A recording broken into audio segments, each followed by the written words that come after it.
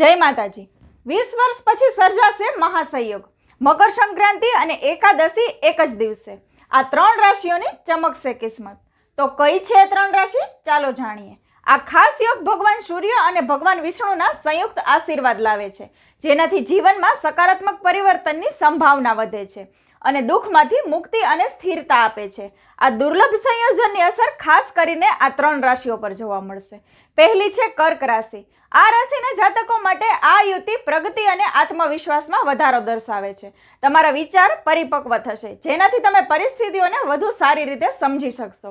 તમારી નાણાકીય સ્થિતિ મજબૂત થશે। આવકના નવા સ્ત્રોત બનવાની શક્યતા છે। કૌટુંબિક અને વ્યક્તિગત સંબંધોમાં ચાલી રહેલા સંઘર્ષો ધીમે ધીમે દૂર થશે। વધુમાં સ્વાસ્થ્ય સમસ્યાઓથી પીડાતા લોકો થોડીક રાહત અનુભવી શકે। બીજી છે વૃશ્ચિક રાશિ। આ યુતિ વૃશ્ચિક રાશિના જાતકોના સંઘર્ષના સમયગાળાને પાછળ છોડી દેવાની તક લાવશે। લાંબા સમયથી ચાલી આવતી સમસ્યાઓનું નિરાકરણ આવી શકે છે। આ સમયગાળો સ્વાસ્થ્ય માટે અનુકૂળ રહેશે। ખોવાયેલા ભંડોળને પાછું મેળવવાની શક્યતા વધારે છે। વ્યવસાય અથવા રોજગારમાં સ્થિરતા અનુભવતા લોકોમાં ધીમે ધીમે સુધારો જોવા મળશે। અને ત્રીજી છે મીન રાશિ। આ યોગ મીન રાશિના લોકોમાં નવી ઉર્જા અને ઉત્સાહનો સંચાર કરશે।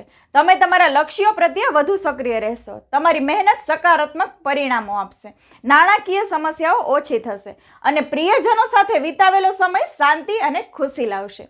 તો આ વિડીયોને આ ત્રણ રાશિના જાતકો સાથે જરૂરથી શેર કરજો। જય માતાજી।